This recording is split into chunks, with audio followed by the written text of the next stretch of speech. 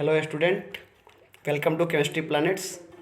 आज हम लोग पढ़ने वाले हैं पी ब्लॉक एलिमेंट्स के बारे में, जहाँ पे हम ग्रुप 13 के स्टडी करेंगे।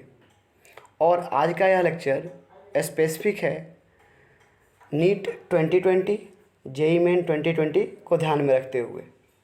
इस लेक्चर में मैं पी ब्लॉक ग्रुप 13 में जितने बोरॉन फैमिली में जितने भी इम्पोर्टेंट्स कंपाउंड्स हैं उससे रिलेटेड सारा डिस्कशन करने वाला हूँ। उसका जो भी प्रॉपर्टीज़ है, जिसके ओर्स हैं, जितने भी मिनरल्स हैं, जितने भी रिएक्शंस हैं, स्ट्रक्चर्स है, इम्पोर्टेंट टाइप का बॉन्डिंग है, जो भी है सारे इम्पोर्टेंट पॉइंट यहाँ पे कवर किया जाएगा। मतलब आज का यह क्लास आप अटेंड करते हो तो पी ब्लॉक से जितने भी क्वेश्चन आते हैं उन सब में सबसे ज़्यादा क्वेश्चन आपको 13 ग्रुप से आजकल आ रहा है। ग्रुप 13 से आ रहा है, उसमें खासकर एल्युमिनियम और बोरॉन के कंपाउंड से। तो जितने भी इम्पोर्टेंट्स हैं पॉसिबल क्वेश्चन आने वाले हैं सबको मैं कवर करने वाला हूँ। आप देखते रहें और इस वीडियो के लास्ट तक बने रहें। यहाँ पे आपको सारे डिटेल्स मिलेंगे। इसको आप पढ़ने के बाद डायरेक्टली प्रीवियस ईयर क्वेश्चन लगाओ। आपको मैं 100% एश्योर्ड करता हूँ कि ऑलमोस्ट क्वेश्चन आपका सॉल्व हो जाएगा इतने ही नोट्स से, ज़्यादा नहीं है। आप देखोगे PDF वर्जन में तो केवल एंड केवल यहाँ पे आपको 2 से 3 पेज देने वाला हूँ। इसके पढ़ने के बाद मैं यहाँ पे मेटलर्जी चैप्टर है उसके कुछ इंपॉर्टेंट जैसे एक्सट्रैक्शन ऑफ आपको एल्युमिनियम, उसके बारे में भी मैं डिस्कशन करने वाला हूँ, क्योंकि एल्युमिनियम इससे रिलेटेड है और उस चीज़ को भी मैं यहाँ पे कवर कर दूँगा। ठीक है, तो चलिए आते हैं टॉपिक पे। ग्रुप 13 जिसको अपन बोरॉन फैमिली भी बोलते हैं। इस बोरॉन फैमिली में आप बात करें अगर हम बोरॉन की सबसे पहले, तो बोरॉन्स के जो इम्पोर्टेंट ओर हैं, बोरॉन के जो इम्पोर्टेंट ओर्स हैं उसमें होता है बोरिक एसिड, जिसका फॉर्मूला है H3BO3। या बोरिक एसिड का फॉर्मूला बहुत बार पूछा गया है। उसके अलावा होता है बोरैक्स, जिसको बोलते हैं N2B4O7.10H2O। फिर होता है आपको कॉल्मेनाइट, मतलब Ca2B6O11.5H2O। तो यह 3 आपको ओर्स हैं बोरॉन के, जिसमें प्रीवियस ईयर क्वेश्चन है बोरिक एसिड। अब बात करें एल्युमिनियम की, तो एल्युमिनियम के जितने भी मिनरल्स हैं, मतलब जैसे कोरंडम मतलब बोले तो Al2O3, या बॉक्साइट Al2O3.2H2O, या क्रायोलाइट Na3LF6, या फिर फेडस्फर मतलब कि AlSi3O8, यह इतने सब हैं आपको मिनरल्स हैं। और जानते हैं यहाँ पे हम Al2O3.2H2O बॉक्साइट क्या होता है, एल्युमिनियम का ओर्स है। अब यहाँ पे आते हैं 13 ग्रुप एलिमेंट से इम्पोर्टेंट पॉइंट से फिर से आपको कंपाउंड के ऊपर, दैट इज बोरैक्स मतलब Na2B4O7.10H2O। ओके, मैं आपको फिर से रिपीट कर दूँ, इस चैप्टर में मैं सारे इंपॉर्टेंट पॉइंट कवर करने वाला हूँ। आप ऐसे नहीं कि सर पूरा का पूरा पी ब्लॉक में कवर कर दूंगा 13 ग्रुप, नहीं, लेकिन हाँ 13 ग्रुप में जितने भी इंपॉर्टेंट्स हैं उसमें से एक भी सेंटेंस मिस नहीं होगा, इतना मैं आपको एश्योर्ड कर सकता हूँ। देखते रहें। अब अगर मैं बात करूँ यहाँ पे बोरैक्स, तो उसका स्ट्रक्चर आपके सामने दिख रहा है, जहाँ पे एक 6 मेंबर रिंग बना हुआ है, जिसमें 4 ऑक्सीजन 2 बोरॉन एटम है और बीच में एक परऑक्सी लिंकेज है, ऑक्सीजन लिंक्ड है बोरॉन से, बोरॉन के बीच में। ठीक है, और उसी बोरॉन से आपको 2 बोरॉन से OH ग्रुप अटैच है। तो यह बोरैक्स का स्ट्रक्चर है जो आपके सामने दिख रहा है। बात करें यहाँ पे प्रॉपर्टी की, तो बताया जाता है बोरैक्स जो है वाइट क्रिस्टलाइन होता है, सॉलिड होता है। ठीक है, अगर बात करें यहाँ पे तो यह मतलब क्या बोलेंगे, टेट्रा न्यूक्लियर यूनिट से बना हुआ होता है। ठीक है, बताया जाता है it is a white crystalline solid of formula Na2B4A7.10H2O। In fact it contain the tetra nuclear unit that is B4O5OH2- and correct formula therefore is Na2B4O5OH4.8H2O। But अपन ऊपर जो स्ट्रक्चर बना हुआ है यह, इसको ध्यान रखना है, यह रियल स्ट्रक्चर है। इसके अकॉर्डिंग अपने को बढ़ते हैं आगे। अब अपन अगर हाइड्रोलिसिस कराएं यहाँ पे बोरैक्स को, तो बोरैक्स के हाइड्राइज होने से बोरिक एसिड H3BO3 बनता है और साथ में NaOH बचता है। मतलब Na2B4O7 + 7H2O gives 2 molecule of NaOH along with 4 molecule of H3BO3। इसका कहने का मतलब हुआ कि boric acid is by product और hydrolyse product of hydrolysis of borax. Borax के हाइड्रोलाइज होने से हमें बोरिक एसिड मिलता है। अगर अपन बोरिक एसिड को बोरेक्स को अपन हीट करें, ठीक है, तो उसके प्रोडक्ट में भी बोरिक एनहाइड्राइड बनता है।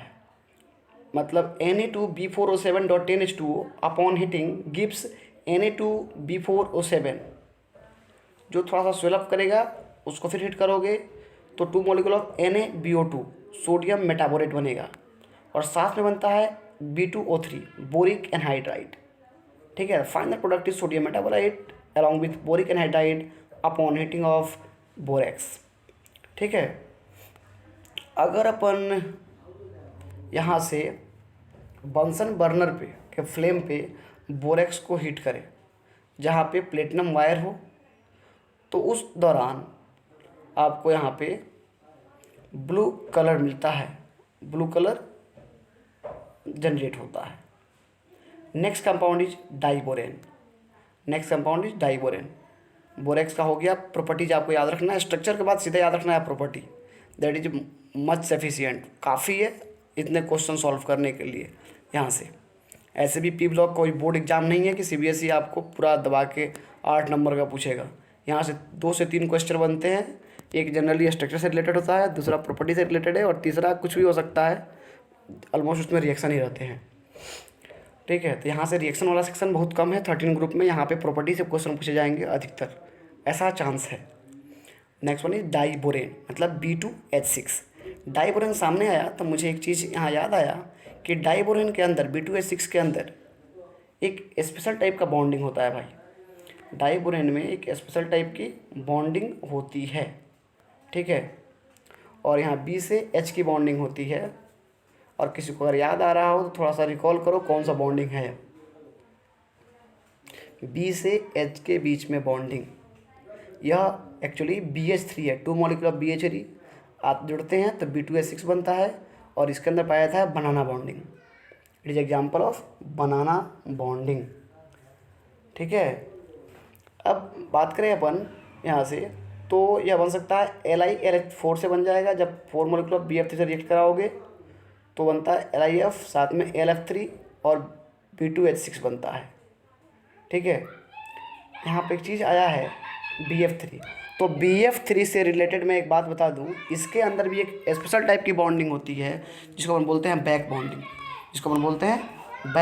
बॉन्डिंग। BF3 में बैक बॉन्डिंग होता है, और डाइबोरेन में आपको बनाना बॉन्डिंग होता है। अगर लेबोरेटरी मेथड में हमें डाइबोरेन बनाना है तो उसके लिए अपन NaBH4 लेते हैं और साथ में लेते हैं I2, जहाँ से B2H6 बाहर निकल जाता है, साथ में निकलता है NaI और हाइड्रोजन गैस। अगर इसी डाइबोरेन को अपन इंडस्ट्रियल स्केल पे बनाने जाएं तो वहाँ पे 2 मॉलिक्यूल ऑफ BF3 लेते हैं और 6 मॉलिक्यूल ऑफ NaH, और उसको 450 केल्विन पे हीट करेंगे तो B2H6 बनेगा, और साथ में बनेगा NaF।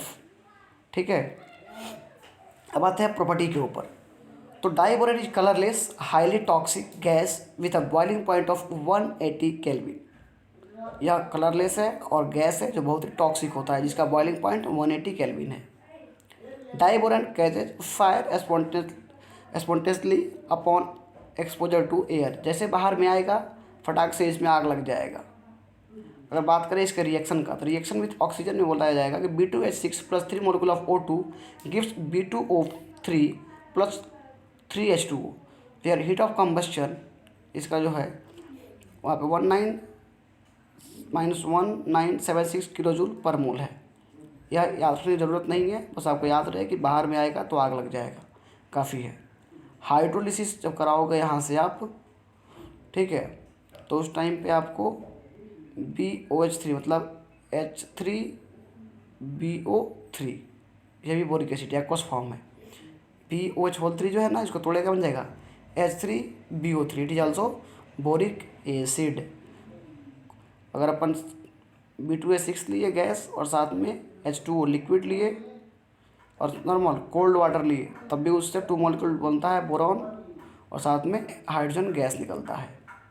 और उसी को ड्राई लोगे HCl, उसके साथ हाइड्रोलाइज कराओगे in the presence of LCl3 तो आपको B2H5Cl बनेगा और साथ में मिलेगा हाइड्रोजन गैस। तो यह सब इससे रिलेटेड प्रॉपर्टी है। अच्छा, बार बार यहाँ पे बोरिक एसिड आ रहा है, तो इससे रिलेटेड एक बात बता दूँ आपको बोरिक एसिड रिलेटेड, कि जो बोरिक एसिड है उसको आप डेली लाइफ में यूज़ करते हो, बताऊँगा क्या आगे चल के। थोड़ा सा कनेक्ट करो, कहाँ यूज़ करते हो तुम, पूछूंगा मैं 5 मिनट बाद तुमको पूछूंगा। अब देखो, रिएक्शन विथ लुईस बेसेस, जब B2H6 को रिएक्ट कराओगे आप लुईस बेस से, तो उसके अलग अलग रिस्पेक्टिव कंपाउंड यहाँ से जनरेट होते हैं। ठीक है,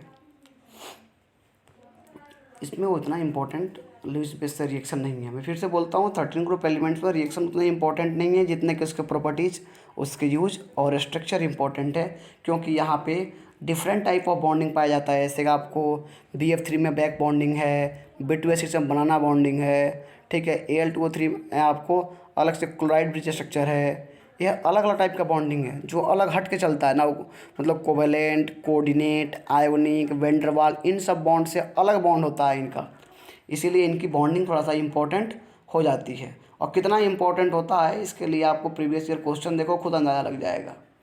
अगर अपन अल्कोहल से रिएक्ट कराएं इसको, ठीक है, अल्कोहल से रिएक्ट कराएं तो अल्कोहलिक प्रोडक्ट इसके जनरेट होंगे। अब यहाँ पे आपके सामने दिख रहा है डाइबोरेन, दैट इज B2H6, और इसका स्ट्रक्चर आपको दिख रहा है। यहाँ पे जो बना है यह 2BH3 मॉलिक्यूल से बना है, तो 2 BH3 आए, इसलिए इसको बोलेंगे डाइमर। मोनोमर एक के लिए, डाई 2 के लिए, तो dimer of BH3, and this dimer is due to formation of 3 centre 2 electron bond. अब बोलोगे सर ये क्या बोल दिया हमने, 3 सेंटर 2 इलेक्ट्रॉन बॉन्ड, ठीक है, इसको आप अच्छे से देखोगे तो इसको 3C2E भी बोलते हैं। 3C2E मतलब इलेक्ट्रॉन एक बॉन्ड में 2 ही है, और हाइड्रोजन हमेशा एक बॉन्ड बनाता है, लेकिन यहाँ देखोगे तो यह 2 बॉन्ड बनाया है। तो वह 2 बॉन्ड से 2 बॉन्ड जो बन रहा है उसके लिए आपके पास इलेक्ट्रॉन 2 बॉन्ड के बराबर होना चाहिए, बट यहाँ पे इलेक्ट्रॉन कितना है, 1 बॉन्ड के बराबर है। तो एक बॉन्ड में 2 इलेक्ट्रॉन, वह 2 इलेक्ट्रॉन आके 3 सेंटर के साथ लिंक हो रहा है, इसलिए इसको 3C2E बॉन्ड भी बोलते हैं। तो यही आपका बनाना बॉन्डिंग है। चलिए थोड़ा सा आगे बढ़ते हैं और आते हैं इसके, दैट इज अर्थोबोरिक एसिड। अर्थोबोरिक एसिड और H3BO3 और BOH3, ठीक है, इसको अभी देखे थे अपन, बोरेक्स से यह बन रहा था, बोरेक्स से बन रहा था, जहाँ पे अपन Na2B4O7 को अगर एसिड के साथ में H2SO4 के साथ ले ले, वाटर के साथ ले ले, रिएक्ट कराएं यहाँ से, तो Na2SO4 और साथ में 4 मॉलिक्यूल ऑफ H3BO3 बन जाता है। यहाँ पे MOP का मतलब है method of preparation. Method of preparation को अपन MOP बोलते हैं। उसके अलावा इसका एक फेवरेट और है, दैट इज कोल्मेनाइट, उससे भी यह बनता है।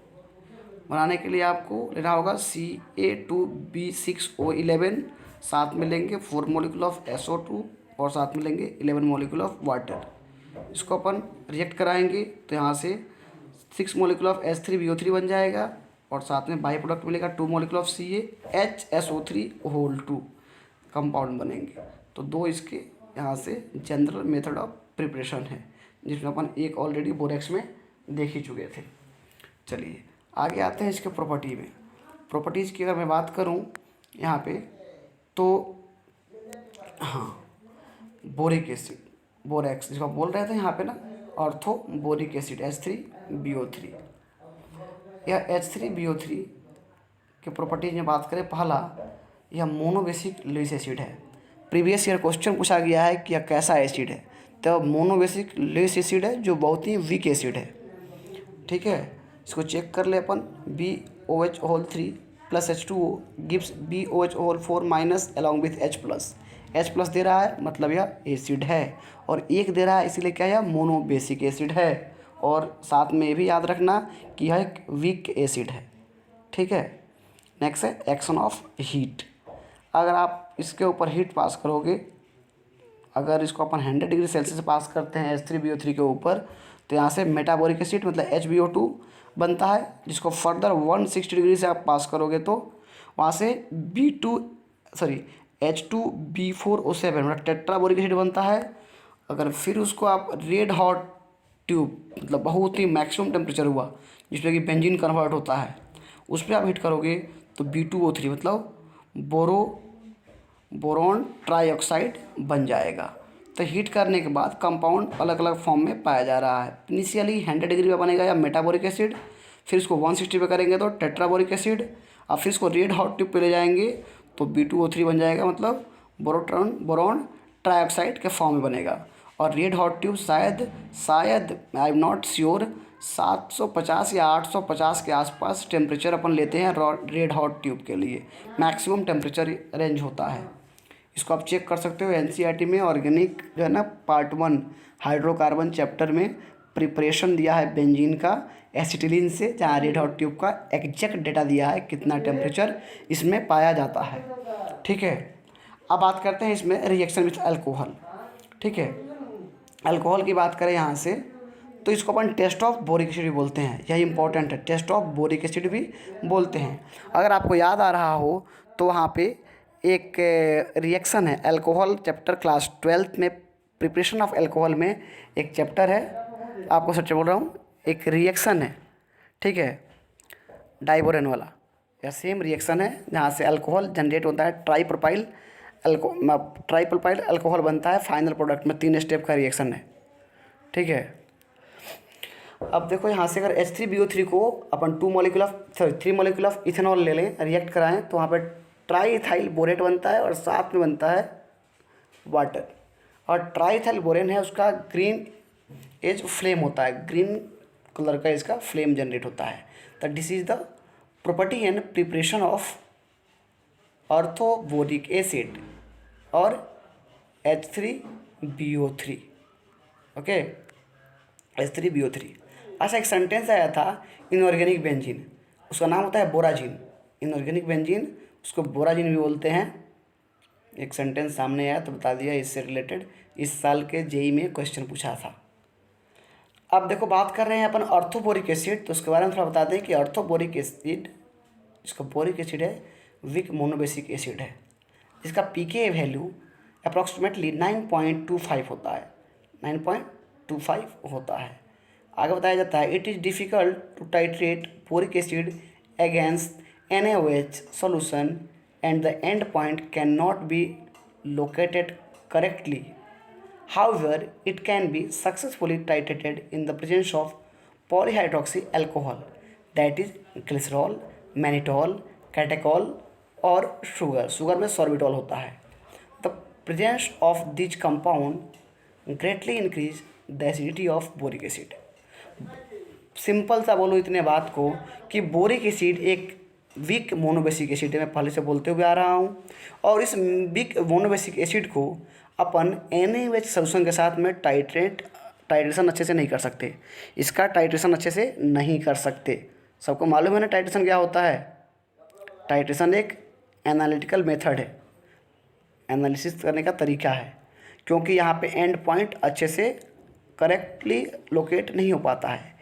इसीलिए अगर अपन चाहें कि हमारे पास इस बोरिक एसिड का परफेक्टली टाइट्रेशन हो, तो यहाँ पे अपने को पॉलीहाइड्रोक्सी अल्कोहल मतलब एक ऐसा अल्कोहल जिसके स्ट्रक्चर में मोर देन 1 OH ग्रुप हो, जैसे कि मैनिटॉल, ग्लिसरॉल, कैटेकॉल, सॉर्बिटॉल, इन सब के साथ में लेते हुए अपन टाइट्रेशन करा सकते हैं। क्योंकि इन सब के आने से, अल्कोहल के आने से, पॉलीहाइड्रिक अल्कोहल के आने से यहाँ पे बोरिक एसिड के अंदर एसिडिक नेचर बढ़ जाता है, और जैसे ही एसिडिक नेचर बढ़ेगा यहाँ पे अब आसान हो जाएगा एंड पॉइंट पता लगाना टाइट्रेशन में।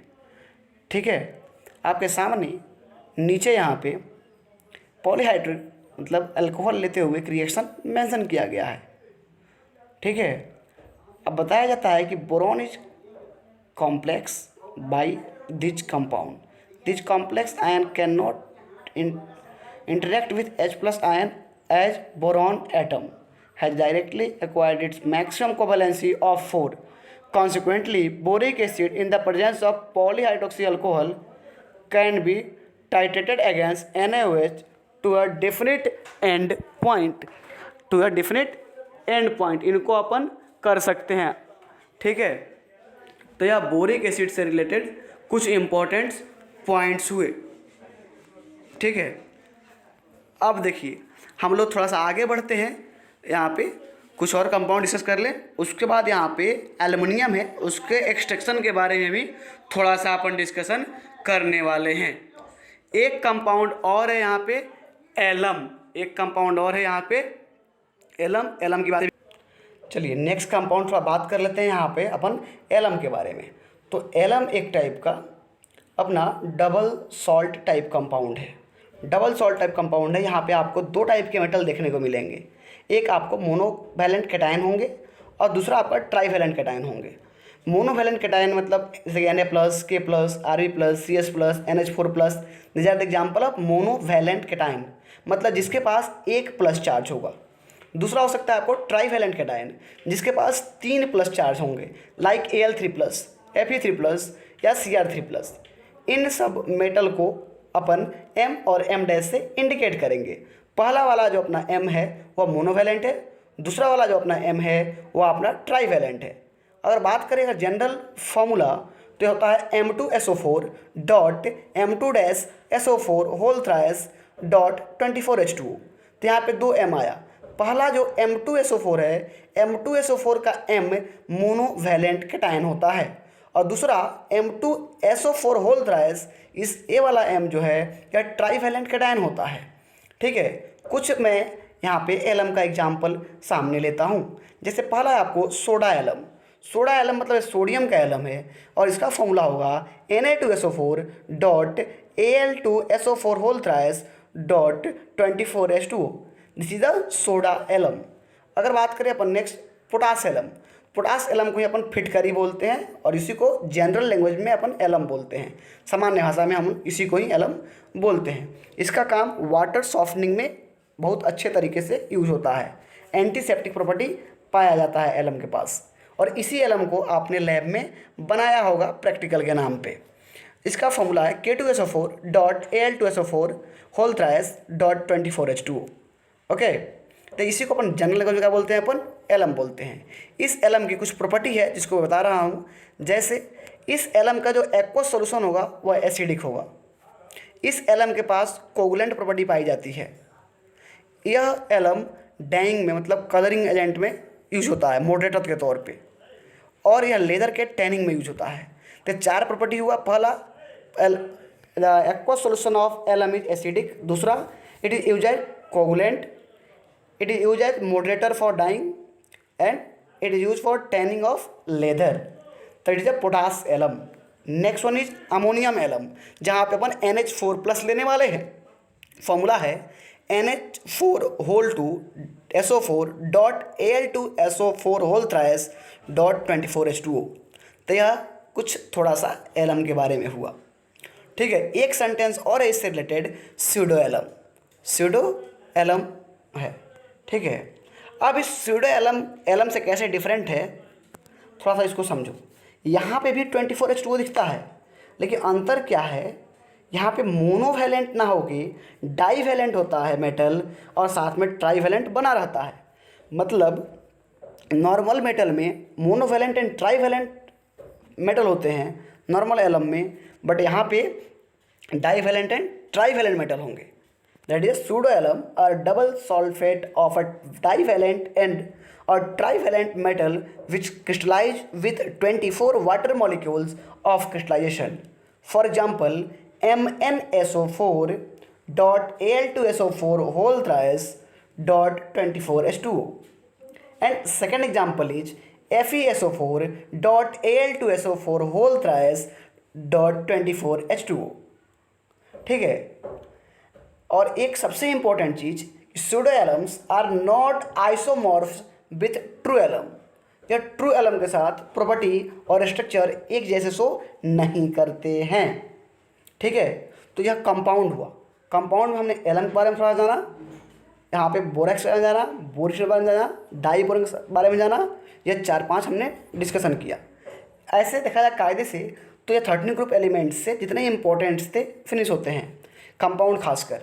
मैं बॉन्डिंग को एक बार फिर से रिपीट कर देता हूँ। यहाँ पे BF3 उसमें पाया जाता है बैक बॉन्डिंग, और BF3 में रेजोनेंस भी पाया जाता है, क्योंकि उसके B और F के बीच में सारे बॉन्ड ऑलमोस्ट इक्वल होते हैं। उसके अलावा आपको एक होता है हमारा बनाना बॉन्डिंग, जो पाया जाता है B2H6 में, है ना। ऐसे ही कुछ इंपॉर्टेंट्स हुए। थोड़ा सा आगे और बढ़ते हैं और इससे रिलेटेड एक चीज़ और हम डिस्कस करने वाले हैं, that is extraction of aluminium. और साथ में थोड़ा सा पहले एल्युमिनियम क्लोराइड जान ले, अपन एल्युमिनियम में कुछ कंपाउंड के बारे में जान लेते हैं, चैप्टर के कंपाउंड के पे फिनिश कर लेते हैं। अब बात करें थोड़ा सा एल्युमिनियम क्लोराइड के बारे में, जिसको अपन AlCl3 बोलते हैं। एल्युमिनियम क्लोराइड मतलब AlCl3 in the pure and anhydrous state is a white solid, but commercial sample are alloys due to the impurity of FeCl3। ठीक है, कमर्शियल सैंपल जो है एलॉइस होगा, जिसके पास इम्प्योरिटी पाया जाता है FeCl3 के रूप में, नहीं तो ऐसे या प्योर होता है। ठीक है, फिर बताया जाता है कि anhydrous AlCl3 in the crystalline state possess a closely packed layer structure with 6 coordinated aluminium octahedral arrangement. यह इसके स्ट्रक्चर से रिलेटेड पॉइंट्स हुआ कि एनहाइड्रस AlCl3 अगर है तो वहाँ पे उसका कोऑर्डिनेशन नंबर 6 होगा और ऑक्टाहेड्रल आपको क्रिस्टलाइन स्ट्रक्चर होंगे।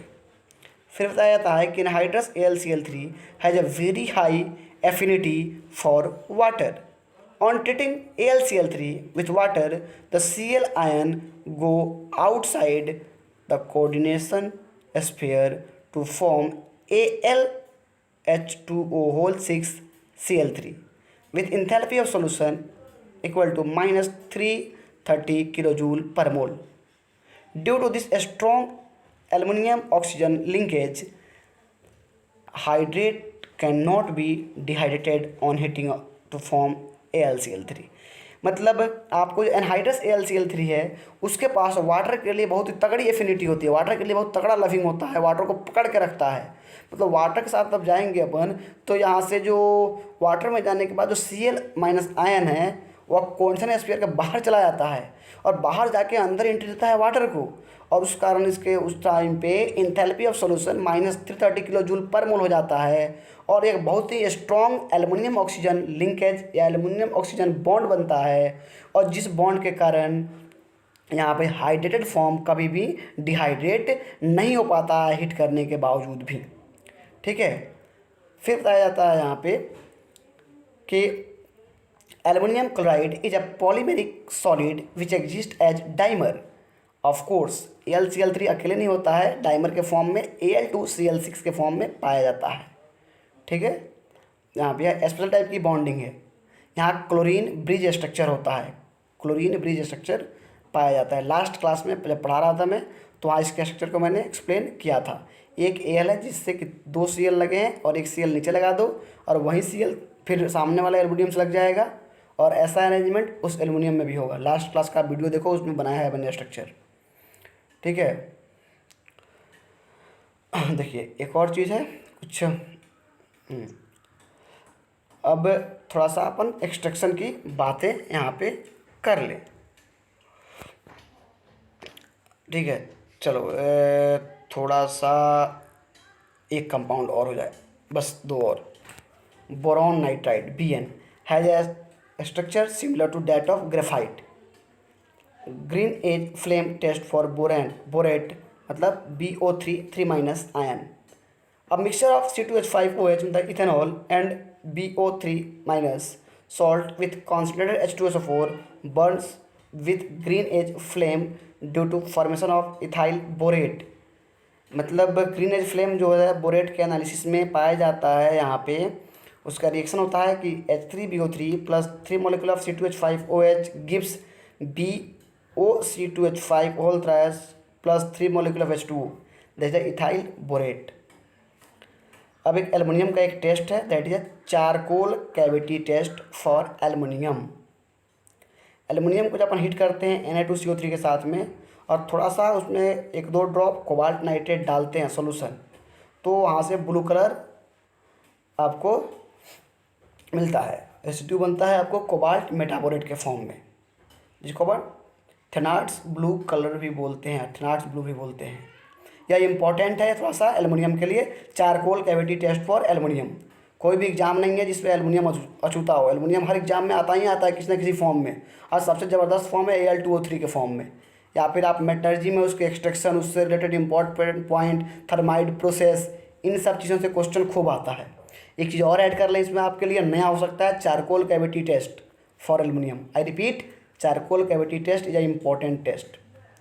In this test, on heating with Na2CO3 and a drop of cobalt nitrate solution, a blue colored residue to cobalt meta-aluminate, that is a thenard blue, is obtained। जब अपने aluminium को Na2CO3 के साथ में heat करते हैं, साथ में डालते हैं कोबाल्ट नाइट्रेट, तो वहाँ पे कोबाल्ट मेटाबोरेट बनता है, इसका थेनार्ड ब्लू कलर होता है। यह चारकोल कैविटी टेस्ट है। अब थोड़ा सा यहाँ पे अपन देख लें एल्युमिनियम। और एल्युमिनियम के एक्सट्रैक्शन में ऐसे तो एक्सट्रैक्शन बहुत सारे लोग को लगेगा कि ये क्या चल रहा है, ठीक है, थोड़ा सा बोलेंगे कि अलग अलग चीज़ है, और इसका चैप्टर ही डिफरेंट है। फिर भी थोड़ा सा एक बार मैं रिकॉल करा दूं सब किसी के लिए। और एक कंपाउंड आपने पढ़ा ही होगा, सुना होगा थोड़ा सा, एल्युमिनियम ट्राइफ्लोराइड AlF3, या और सब आपको एल्युमिनियम हैलाइड से थोड़ा सा अलग होता है, क्योंकि नॉन वोलेटाइल है और इनसॉल्युबल होता है, ठीक है। इसका शेप जो है डिस्टोर्टेड ऑक्टाहेड्रल है, और 1:3 का स्टोइकियोमेट्री पाया जाता है इसमें से 2 ऑक्टाहेड्रल कॉम्प्लेक्स के फॉर्म में। चलिए अब बात करें अपन एल्युमिनियम का। Aluminium is usually extracted from bauxite, that is Al2O3.2H2O। First bauxite is purified from the impurity, मतलब रेड बॉक्साइट से, जहाँ पे Fe2O3 एज ए इम्प्योरिटी होता है, और वाइट बॉक्साइट भी होता है, सिलिका होता है इम्प्योरिटी के तौर पे। तो जो भी हमारे पास इम्प्योरिटी बाहर निकाल देते हैं, अपने को प्योर बॉक्साइट मिलता है, दैट इज Al2O3.2H2O। इस प्रोसेस को अपन बोलते हैं कॉन्सनट्रेशन, इसको बोलते हैं अपन concentration of ores in the term of metallurgy, ठीक है। Now red bauxite can be purified by Baeyer's process और Hall's process, while white bauxite is purified by Serpeck process. वाह, एक बार में आपको 3 नाम मिला। आपको रेड ऑक्साइड को प्योरीफाई करने का बेयर्स प्रोसेस ले लो, या फिर हॉल प्रोसेस ले लो, वाइट के लिए आपको सरफेक्स प्रोसेस है। तो इस तरह से आप प्योरीफाई करोगे। अभी केवल कॉन्सनट्रेशन की बात हो रही है, प्योरीफिकेशन की बात हो रही है, अपन आगे नहीं बढ़े हैं। आप थोड़ा जान लेते हैं कि बेयर प्रोसेस में क्या होता है। Beer's process involved the roasting of ore to convert FeO to Fe2O3 and then digested at 423 Kelvin with concentrated NaOH solution for a few hours. When Al2O3 get dissolved to give a solution of AlOH4 minus, the basic oxide impurities such as Fe2O3 are not affected। सामने reaction भी mention है, मतलब जब अपन roasting करते हैं ores को, जहाँ पे Fe2O3 में कन्वर्ट हो जाता है, और फिर उसको NaOH के साथ में कॉन्सेंट्रेट के साथ में 423 केल्विन पे उसको फिर अपन कुछ घंटे के लिए जब डिजॉल्व करते हैं, तो वहाँ से अपने को AlOH4 1- ऑब्टेंड होता है, एलिमिनेट आयन ऑब्टेंड होता है। Further Al2O3 left undissolved is filtered off, जो अनडिजॉल्व्ड है उसको बाहर निकाल लेते हैं फिल्टर करके। The treatment of AlOH whole minus मतलब aluminate ion solution with a weak acid precipitate pure AlOH whole 3। जो अपने को एलिमिनेट आयन मिलता है उसको अपन वीक एसिड साथ जब प्रेसिपिटेट कराते हैं तो प्योर AlOH होल 3 ऑब्टेंड हो जाता है, ठीक है, और जो कि वाइट प्रेसिपिटेट होता है। अब वहाँ से जो प्रेसिपिटेट बना है उसको फिल्टर करते हैं, रिमूव करते हैं, और इग्नाइट करते हुए नया और प्योर फॉर्म में एल्यूमिना ऑब्टेन कर लेते हैं in the form of Al2O3। यह है आपका बेयर्स प्रोसेस में। एक है हॉल प्रोसेस, देखो हॉल प्रोसेस अलग है, हॉल हैलार्ड प्रोसेस अलग है, हॉल प्रोसेस अलग है, हॉल हैलार्ड प्रोसेस अलग है। Hall process involves the fusion of ore with Na2CO3 when soluble sodium metaaluminate मतलब NaLF2 is produce. This is extracted with water when Fe2O3 is left as a residue। Sodium metaaluminate बनता है, फिर उस extract को अपन heat करते हैं 330 kelvin पे, और CO2 को पास कराते हैं, जहाँ पे AlOH होल 3 प्रेसिपिटेट होता है क्योंकि उसका हाइड्रोलिसिस हो गया रहता है। फिर इसको इग्नाइट करते हैं, और लास्ट में जाके Al2O3 अपने को ऑब्टेंड होता है। एक है सरफेक्ट प्रोसेस, यहाँ पे बॉक्साइड को कोक के साथ रख के करंट पे हीट करते हैं। अब Na2 का करंट रहता है, N2 मतलब नाइट्रोजन गैस का करंट रहता है और लगभग 2075 केल्विन होते हैं वहाँ पे। जहाँ पे SiO2 जो होते हैं उसके अंदर वो रिड्यूस हो जाते हैं सिलिकॉन में, और फिर वो वोलेटाइल होके बाहर निकल जाता है और प्योर एल्युमिनियम जो वहाँ से अपने को ऑब्टेंड होता है। ठीक है, उसको हाइड्रोलाइज करोगे फिर वहाँ से अपने को फाइनल एल्यूमिना मिलेगा। अच्छा, एक और चीज़ है electrolysis of Al2O3 to form alumina. यह चीज़ आपने इलेक्ट्रोकेमिस्ट्री में भी पढ़ा होगा इलेक्ट्रोलिसिस के अंदर। Pure alumina is dissolve in fused cryolite Na3LF6 at 1225 Kelvin by current of 100 ampere and 6 to 7 volt to get aluminum. The L obtained is purified by Hoops process. तो यह सब इसके कुछ प्यूरिफिकेशन की बातें हो रही है, केवल यहाँ से केवल इसके प्यूरिफिकेशन की बात हो रहा है। ठीक है, चलिए, तो यह सब उससे रिलेटेड था। 13 ग्रुप एलिमेंट से जो भी इम्पोर्टेंस थे हमने उसको ऑलमोस्ट कवर कर दिया है यहाँ पे। अगले क्लास में हम यहाँ पे कवर करेंगे 14 ग्रुप्स एलिमेंट्स को, और उससे रिलेटेड कुछ जो इम्पोर्टेंट्स होंगे उनको अपन कवर करने वाले हैं।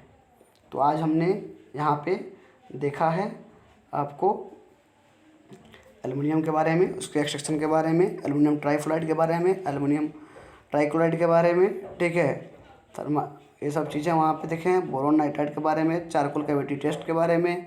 ठीक है, उसके बाद हमने यहाँ से आज देखा है बोरिक एसिड के बारे में थोड़ा डिटेल में, जिसको अपन अर्थोबोरिक एसिड भी बोलते हैं। और अपन यहाँ से देखें हैं डाईबोरेन के बारे में।